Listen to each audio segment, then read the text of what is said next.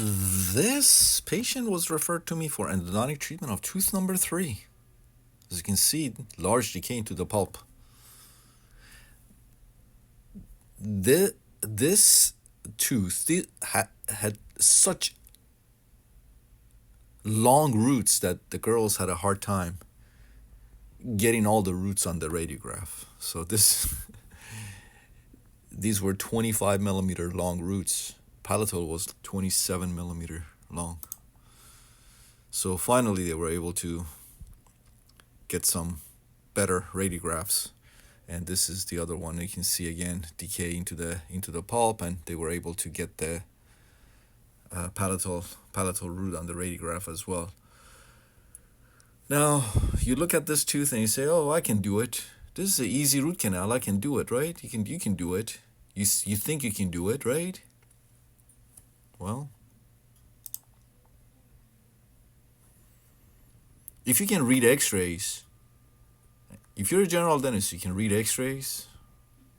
You just saved yourself a lot of pain and suffering and agony, and also saved your patient a lot of pain, suffering, and agony. If you can read X-rays, then you say, okay, look at the curvature of these roots. Look at the distal canal. Look at the curvature. That's a 90-degree curvature. As I said, you can see the canal curvature here and the canal curvature here. And as I said, these are 27 millimeter long roots. As a general dentist, why would you want to involve yourself with a case like this? No reason for you to want to get yourself involved in this with this tooth, right? So refer this out.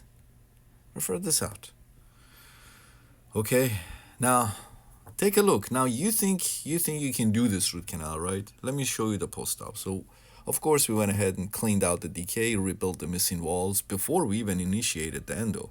That's a must. You got to put the rubber dam on and clean out all the decay, rebuild the missing walls. You need 4 intact pulp chamber walls.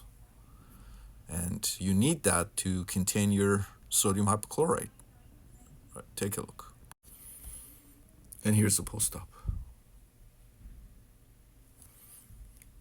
MB1, MB2, completely 2 separate canals. DB1, DB2. Look at that 90-degree curvature of the distal buccal canal there in the apical area.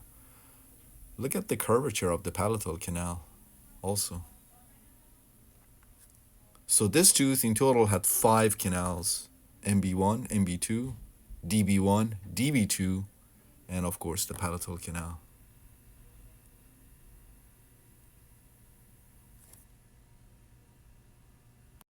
This is another angulation, MB1, MB2, and you can see the curvature of the distal buccal canal.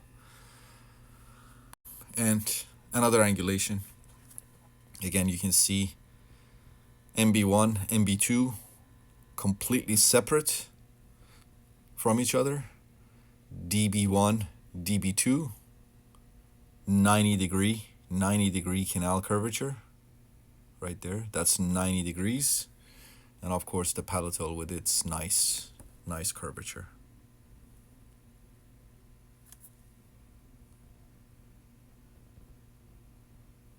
So we went ahead and temporized the tooth and referred the patient back to his dentist for the permanent restoration. This took me about 45 minutes. Patient didn't feel a thing. Patient was happy. 45 minutes. As a general dentist, how long do you think you can spend on this tooth and get the same result? I've heard nightmare stories from the patients saying that they were in the dental chair for 6 hours while the dentist was working on this tooth, struggling with the root canal, throwing things on the tray and yelling at the assistants, and